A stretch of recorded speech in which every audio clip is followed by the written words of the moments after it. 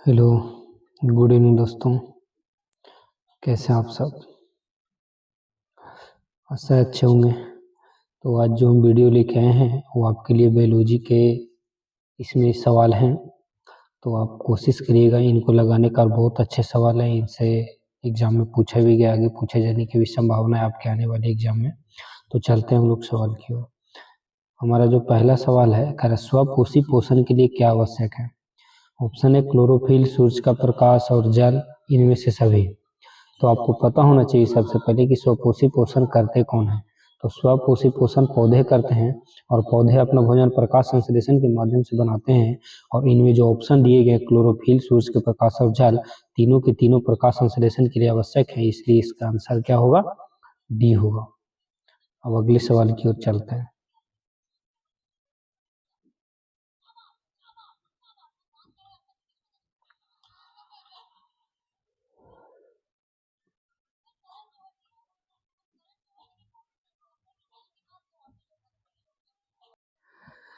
तो दोस्तों, अब जो हमारा अगला सवाल है, अमीबा में भोजन का अंतर्ग्रहण किसके द्वारा होता है? तो अमीबा में भोजन का जो अंतर्ग्रहण है वो उत्पादों के माध्यम से होता है। तो इसका आंसर ऑप्शन नंबर ए उत्पाद होगा। चलते हैं हम लोग तीसरे सवाल की ओर। तो हमारा जो तीसरा सवाल है, प्रकाश संश्लेषण की क्रिया में ऑक्सीजन बाहर निकलता है। मतलब प्रकाश संश्लेषण की प्रक्रिया में जो ऑक्सीजन उपोत्पाद के रूप में प्राप्त होते हैं वह कहाँ से प्राप्त होते हैं? तो वो जल से प्राप्त होते हैं। अब चलते हैं हम लोग तीसरे सवाल की ओर। तो हमारा चौथे सवाल की ओर। तो हमारा चौथा जो सवाल है, मैग्नीशियम पाया जाता है निम्न में से जो ऑप्शन दिए गए हैं उसमें मैग्नीशियम किस में पाए जाएंगे? क्लोरोफिल में, लाल रक्त कण में, वर्णी लवक में या श्वेत रक्त कण में? तो क्लोरोफिल जो है, मैग्नीशियम जो है क्लोरोफिल में पाए जाएंगे। अब चलते हैं हम लोग पांचवें सवाल की ओर। तो पांचवा जो हमारा सवाल है, कवक में कौन सी विधि से पोषण होती है? यानी कवक में कौन सी विधि से पोषण होती है? तो आप लोगों ने पढ़ा होगा कि पोषण के आधार पर जीवों को कितने भागों में बांटा गया है। तो उसमें आपको पढ़ने के लिए मिला होगा कि मृत जीवी पोषण का उदाहरण कवक है। और इस प्रकार से कवक में जो पोषण है, यानी भोजन बनने की जो प्रक्रिया है, मृत जीवी पोषण के माध्यम से होता है। तो अगले सवाल की ओर हम लोग चलते हैं। अगला सवाल जो हमारा है, मानव हृदय में कितने कोष्ठ होते हैं? तो मानव हृदय में 4 कोष्ठ होते हैं, 2 अलिंद और 2 नीले। पता होगा आप सबको। अब चलते हैं हम लोग अगले सवाल की ओर। तो अगला जो हमारा सवाल है, पादप में जाइलम उत्तरदायी है किसके लिए? तो जाइलम उत्तरदायी है जल संवहन के लिए, जबकि भोजन के लिए उत्तरदायी कौन है? फ्लोएम। चलते अगले सवाल की ओर। तो अगला जो सवाल है, रक्त का थक्का बनने में सहायक कौन होता है? तो रक्त के थक्का बनने में सहायक होते हैं कौन? प्लेटलेट्स। अगला सवाल जो हमारा है नौवां, शरीर में सबसे छोटी रक्तवाहिनी कौन होती है? तो हमारे शरीर की सबसे छोटी रक्तवाहिनी जो है वो वेना केवा होती है। अगला सवाल है, मछली के हृदय में कोष्ठों की संख्या कितनी होती है? तो मछली के हृदय में 2 कोष्ठ होते हैं, जिसमें एक अलिंद और एक निलय होती है। और मछली के हृदय में अशुद्ध रक्त पाए जाते हैं, इसमें रक्त शुद्ध करने की प्रक्रिया नहीं पाई जाती है। तो अगले सवाल की ओर हम लोग चलते हैं। अगला सवाल जो हमारा 11वां सवाल है, पेप्सिन नामक एंजाइम भोजन के किस अवयव पर क्रिया करता है? तो पेप्सिन एक प्रकार का प्रोटीन है, तो ये क्रिया भी प्रोटीन पे ही करेगा। अगला सवाल जो हमारा है 12वां, अमाशय में कौन सा अम्ल पाया जाता है? तो अमाशय में जो पाया जाने वाला अम्ल है वो हाइड्रोक्लोरिक अम्ल है। और आपको बता दिया जाए कि हाइड्रोक्लोरिक अम्ल जो है ये बहुत ही खतरनाक एक प्रकार का अम्ल है। इसके अंदर इतनी क्षमता पाई जाती है कि अगर आपकी थोड़ी सी भी संभावना है कि अगर आप लोहे की कील को निगल सकते हैं तो उसको भी हाइड्रोक्लोरिक अम्ल हमारे पेट के अंदर उसको घुला देगा। तो चलते अब अगले सवाल की ओर। अगला जो हमारा सवाल है, मानव में डायलिसिस थैली है। तो मानव में डायलिसिस की जो थैली है वो किससे संबंधित है? तो मानव में डायलिसिस की थैली नेफ्रॉन से संबंधित है। और नेफ्रॉन के बारे में आपको बता दिया जाए कि इसी को वृक्क कहा जाता है। नेफ्रॉन को ही वृक्क कहा जाता है, और वृक्क पाया जाता है हमारे किडनी में। आपको बता दिया जाए कि डायलिसिस की प्रक्रिया में क्या होता है, रक्त का आदान किया जाता है, यानी रक्त का बदलाव किया जाता है, और वो किडनी में ही होता है। तो अगला सवाल अब हमारा है 14वां, श्वसन के दौरान कौन सी गैस निकलती है। तो श्वसन के दौरान इसमें दोस्तों थोड़ा सा ऑप्शन गायब है। वैसे हम आपको बता दें कि श्वसन से कौन सी गैस निकलती है। तो हम जब पेड़ पौधे श्वसन करते हैं तो ऑक्सीजन निकलता है, जब मनुष्य श्वसन करता है तो CO2 निकलता है। अब अगले सवाल की ओर हम लोग चलते हैं, 15वें सवाल की ओर। पौधों में गैसों के निष्कासन के लिए किस क्रिया का उपयोग किया जाता है। तो पौधों में गैसों के निष्कासन के लिए जो उत्तरदायी प्रक्रिया है वो है विसरण। अब अगला जो हमारा सवाल है, पौधों में वाष्पोत्सर्जन किस भाग में होता है। तो पत्तों में होता है। अगला सवाल है, मानव रक्त में उपस्थित यूरिया की सामान्य मात्रा होती है कितनी। 30 ग्राम। श्वसन क्रिया के दौरान कितनी प्रतिशत ऊर्जा ताप के रूप में निष्कासित होती है। तो 20% ऊर्जा ताप के रूप में निष्कासित होती है। मनुष्य में वृक्क एक तंत्र का भाग है जो संबंधित है किससे। तो मनुष्य में वृक्क से रिलेटेड संबंधित है किडनी से, और किडनी में क्या होता है, उत्सर्जन। तो वृक्क भी क्या करेगा, उत्सर्जन करेगा। अगला सवाल है कि पौधों के वायवीय भागों से जल के निष्कर्षण की प्रक्रिया क्या कहलाती है। तो जल के निष्कर्षण की प्रक्रिया क्या कहलाती है, वाष्पोत्सर्जन कहलाती है। अगला सवाल है, वह प्रक्रम जिसके द्वारा शरीर में ऊर्जा का उत्पादन होता है वह प्रक्रिया क्या कहलाता है, श्वसन। अगला सवाल है कि कौन सी क्रिया सभी जीवों के लिए अनिवार्य है। तो श्वसन सभी जीवों के लिए अनिवार्य है। जीवों से मतलब सजीव, जितने भी सजीव होंगे सभी सजीवों में श्वसन का होना अनिवार्य है। अब अगले सवाल की ओर चलते हैं हम लोग। मैग्नीशियम पाया जाता है। तो मैग्नीशियम किस में पाया जाता है, ये भी हम लोग देखे थे, क्लोरोफिल में पाया जाता है। मानव हृदय में पाए जाते हैं। तो मानव हृदय में 4 वेश में पाए जाते हैं। प्रकाश संश्लेषण के द्वारा किसकी प्राप्ति होती है। प्रकाश संश्लेषण के द्वारा ग्लूकोज की प्राप्ति होती है। ग्लूकोज का सूत्र आपको आना जरूरी है। तो ग्लूकोज का सूत्र होता है C6H12O6।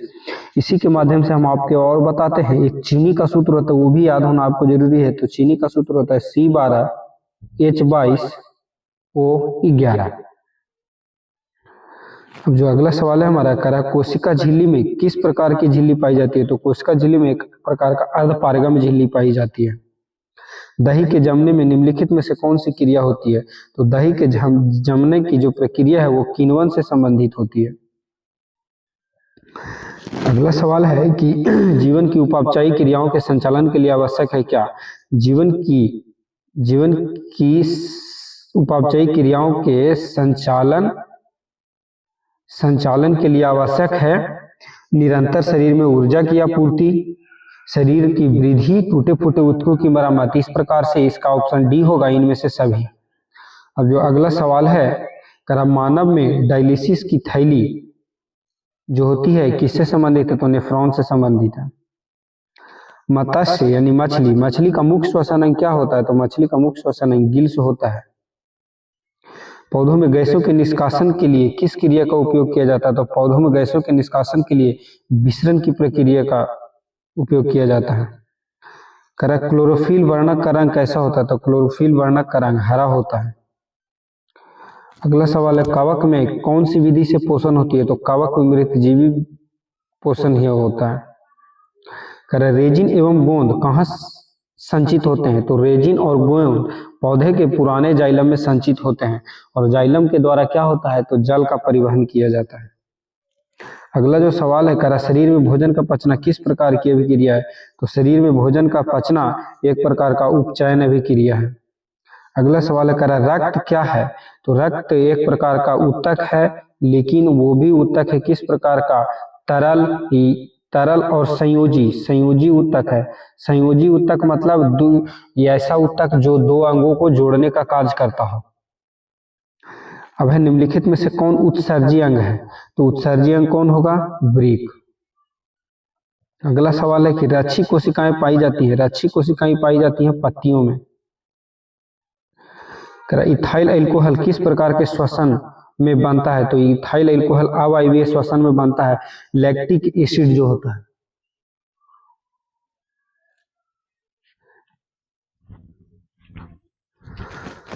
अगला सवाल जो हमारा है करा यकृत में निम्न में से कौन सा रस निकलता है? तो यकृत से हमारा पीत रस निकलता है।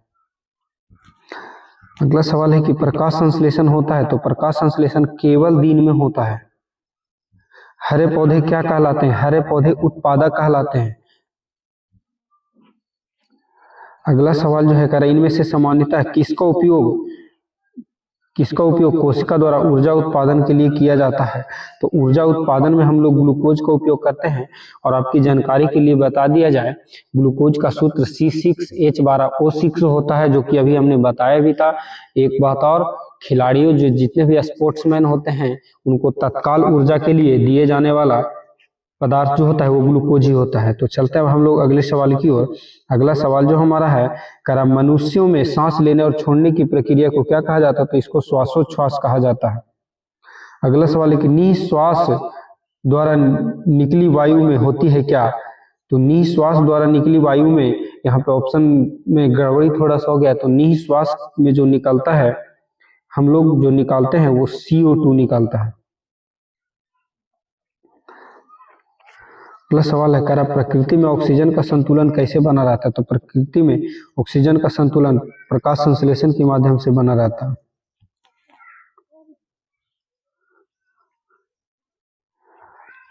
अगला सवाल हमारा है कि रक्त में आयरन की कमी से होने वाला रोग कौन सा है? रक्त में आयरन की कमी से होने वाला जो रोग है एनीमिया है। इसके माध्यम से अगर रक्त में आयरन की कमी जब एनीमिया हो जाती है तो इसमें रक्त का थक्का नहीं बनता है।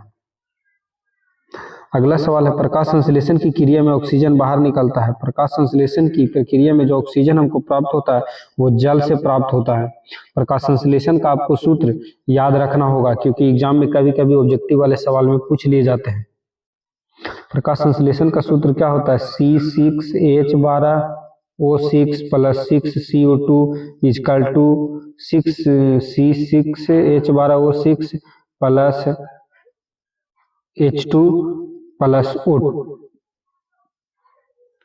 अगला जो सवाल है हमारा करा मनुष्य में वृक्क है जो एक तंत्र किसका भाग है? तो उत्सर्जन का भाग है। पादप में जाइलम उत्तरदायी होता है जल के संवहन के लिए। कुछ सवाल रिपीट हो रहे हैं तो आप लोग इसका फायदा उठा के रिवीजन कर लीजिए। स्वपोषी पोषण के लिए आवश्यक है। स्वपोषी पोषण के लिए क्या आवश्यक है? तो प्रकाश संश्लेषण आवश्यक है। और प्रकाश संश्लेषण के लिए जल, क्लोरोफिल, सूर्य का प्रकाश, तीनों की आवश्यकता है। इस प्रकार से इसका आंसर क्या हो जाएगा? D। अगला जो सवाल है कह रहा पाइरुवेट के विखंडन से या कार्बन डाइऑक्साइड जल तथा ऊर्जा देता है। किसमें होता है पाइरुवेट का विखंडन? तो माइटोकॉन्ड्रिया में होता है। और माइटोकॉन्ड्रिया को कोशिका का ऊर्जा गृह भी कहा जाता है। अगला सवाल है कह रहा स्वपोषी पोषण होता है। स्वपोषी पोषण होता है हरे पौधों में। अगला सवाल है कह रहा अमीबा अपना भोजन कैसे पकड़ता है? तो अमीबा है जो अपना भोजन उत्पादों के माध्यम से पकड़ता है। कह रहा कौन सा एंजाइम वसा पर क्रिया करता है? तो लाइपेज एंजाइम वसा पर क्रिया करता है। स्टोमाटा के खुलने और बंद होने की क्रिया कौन नियंत्रित करता है? तो स्टोमाटा के खुलने और बंद होने की प्रक्रिया को नियंत्रित द्वार कोशिकाएं करती हैं। अमीबा में अधिकांशतः पोषण होता है अंतर्ग्रहण। किसकी उपस्थिति के कारण रक्त का रंग लाल दिखाई देता है? हीमोग्लोबिन के कारण। पीत रस कहाँ से स्रावित होता है? तो पीत रस यकृत में स्रावित होता है। अगला सवाल है करा हृदय से रक्त को संपूर्ण शरीर में पंप किया जाता है कौन? नीले द्वारा। यानी कि अगर कहा जाए कि हृदय से शरीर में रक्त को भेजा जाता है नीले के द्वारा, जबकि शरीर से हृदय में रक्त को भेजा जाता है आलिंद के द्वारा। अगला सवाल जो हमारा है करा शरीर की सबसे बड़ी ग्रंथि कौन सी है? यकृत, जिसका वजन होता है कितना? 1.5 kg। अगला सवाल जो हमारा है रक्त का थक्का बनाने में सहायक होता है कौन? रक्त बिंबाणु, इसी को कहा जाता है प्लेटलेटस। अगला सवाल है कुटपाद किस में पाए जाते हैं? तो कुटपाद अमीबा में पाए जाते हैं। जठर ग्रंथियां कहाँ पाई जाती है? तो जठर ग्रंथियां अग्नाशय में पाई जाती हैं। अगला सवाल है करा खुला रक्त परिसंचरण तंत्र किस में पाया जाता है? कॉकरोच में पाया जाता है। कॉकरोच के बारे में अगर बता दिया जाए तो ये एक प्रकार के रेडियो किरणों की उत्पत्ति करते हैं। दूसरा, ये एक ऐसा जीव है जिसका रक्त सफेद होता है। इसके बारे में और भी आपको जानकारी अगर दिया जाए तो कॉकरोच एक प्रकार का ऐसा जीव है जिसके शरीर से अगर धड़ और सिर दोनों अलग अलग कर दिया जाए, इसके बाद भी कॉकरोच कम से कम 6 से 7 दिनों तक जीवित रह सकता है। तो इस प्रकार से हमारा आज का वीडियो कंप्लीट होता है। तो आशा है कि आप लोग को हमारा वीडियो अच्छा लगेगा। अगर अच्छा लगता है तो हमारे चैनल को लाइक, सब्सक्राइब और शेयर कीजिए। धन्यवाद।